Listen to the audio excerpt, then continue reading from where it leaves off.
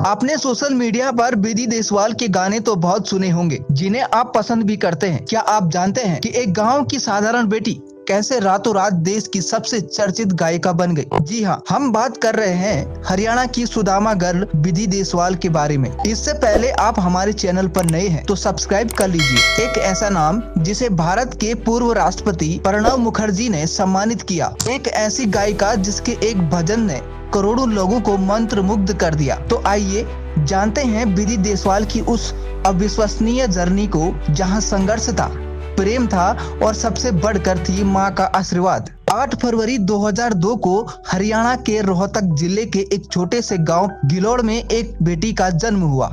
नाम था विधि देशवाल। लेकिन जब विधि का जन्म हुआ तो घर में खुशियां नहीं बल्कि मायूसी थी, क्योंकि विधि के माता पिता को एक बेटा चाहिए था जो खेती में उनका हाथ बटाए। विधि के पिता सतीश किसान थे, माता संतोष देवी एक सामान्य गृहिणी थी। विधि की बड़ी बहन कोमल के बाद जब विधि का जन्म हुआ तो पूरा परिवार निराश हो गया।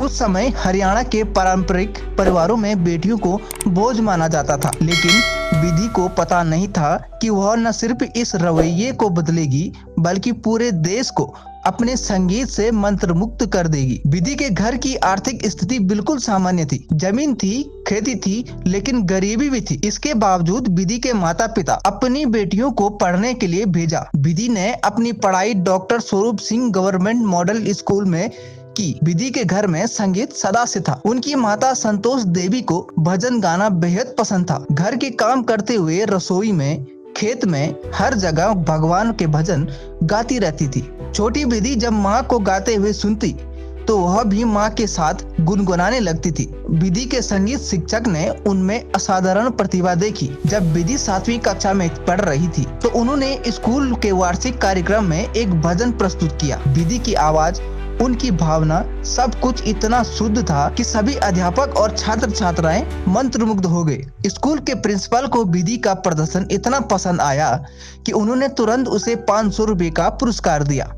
यह पहली बार था जब विधि को एहसास हुआ कि उनके पास असल में कोई विशेष कौशल है। उनके संगीत शिक्षक ने कहा, विधि तुम्हारे पास बहुत अच्छी आवाज है, तुम गायन के क्षेत्र में आगे बढ़ सकती हो। 2016 तक आते आते विधि जिला और राज्य स्तर की प्रतियोगिताओं में भाग लेने लगी और आश्चर्यजनक रूप से वह लगभग हर बार जीतती थी। कुरुक्षेत्र विश्वविद्यालय के आयोजन में विधि और उनकी टीम को 31,000 रुपए की पुरस्कार राशि भी मिली। लेकिन विधि और उनके परिवार को पता नहीं था कि इस बिंदु से आगे क्या होने वाला है। उनके जीवन में एक ऐसी घटना आने वाली थी जो हर कुछ सेकंड में उन्हें करोड़ों लोगों के दिल तक पहुंचाने वाली थी। क्या आप जानते हैं वह घटना क्या थी? यह था एक भजन, बस एक भजन, लेकिन ऐसा भजन जो इतिहास बदल देगा। 2016 की गर्मियों में विधि की माता को एक प्राचीन हरियाणवी भजन एक धार्मिक सभा में सुनने को मिला। यह भजन था, बता मेरे यार सुदामा रे। इसे आपने YouTube पर भी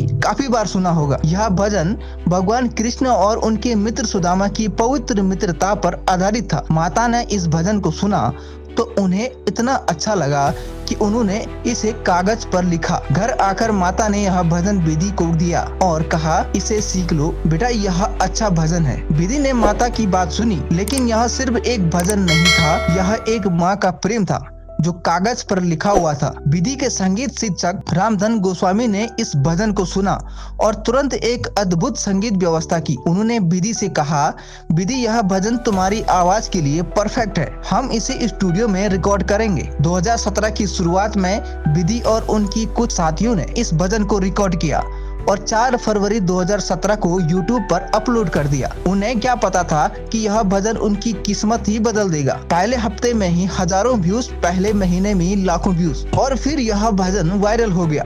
सोशल मीडिया पर इसे लोगों ने इतना शेयर किया कि कुछ महीनों में ही यह 1 करोड़ से ज्यादा लोगों तक पहुंच गया। फेसबुक पर तो इसे 10 लाख से ज्यादा बार देखा गया है और शेयर किया गया है। विधि की जिंदगी बस एक रात में पूरी तरह बदल गई। विधि एक सामान्य लड़की थी जो स्कूल जाती थी, पढ़ाई करती थी, माता पिता की मदद करती थी।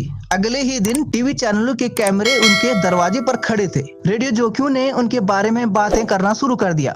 न्यूज़पेपरों में उनकी तस्वीरें छपने लगी। लेकिन यह सफलता यह इतनी आसान नहीं थी। अचानक से मशहूर होने से विधि को बहुत सी समस्याओं का सामना करना पड़ा। कुछ लोग उनके बारे में असत्य बातें करने लगे, कुछ ने उनकी नकल करने की कोशिश की। समाज के कुछ तबकों को यह बिल्कुल पसंद नहीं आया कि एक लड़की एक छोटे से गांव से इतनी बड़ी सफलता पा रही हो। लेकिन विधि के माता पिता ने कभी हार नहीं मानी। उनके पिता सतीश ने कहा, हमारी बेटी जो गा रही है उसे कोई बुराई नहीं है, इसमें सिर्फ भगवान के भजन है, इसमें हमारी संस्कृति है। माता संतोष ने हर कदम पर विधि का साथ दिया। उनका जो भजन था, बता मेरे यार सुदामा रे, की सफलता के बाद विधि को राष्ट्रीय स्तर पर पहचान मिलने लगी। और तब कुछ ऐसा हुआ जो किसी ने कल्पना भी नहीं की होगी। 2017 में पूर्व राष्ट्रपति प्रणब मुखर्जी को विधि का भजन सुनने को मिला। बस उसे सुनते ही वह मंत्रमुग्ध हो गए। प्रणब मुखर्जी जो एक समझदार और सांस्कृतिक व्यक्तित्व थे, वह विधि के भजन से इतने प्रभावित हुए कि उन्होंने राष्ट्रपति भवन में विधि को आमंत्रित किया। भारत की सबसे महत्वपूर्ण जगहों में से एक राष्ट्रपति भवन दिल्ली, और वहां 22 जुलाई 2017 को प्रणब मुखर्जी ने विधि को सम्मानित किया। यह सिर्फ एक पुरस्कार नहीं था, यह एक संदेश था जो राष्ट्रपति द्वारा एक भारतीय संस्कृति और परंपरा को स्वीकृत था। लेकिन रुकिए, यह सिर्फ एक बार नहीं हुआ। विधि को राष्ट्रपति भवन से कुल 4 बार आमंत्रित किया गया। हर बार वह एक नए भजन के साथ गई। हर बार प्रणब मुखर्जी ने उन्हें आशीर्वाद दिया। इसके अलावा विधि को भारत गौरव अवार्ड से भी सम्मानित किया गया है।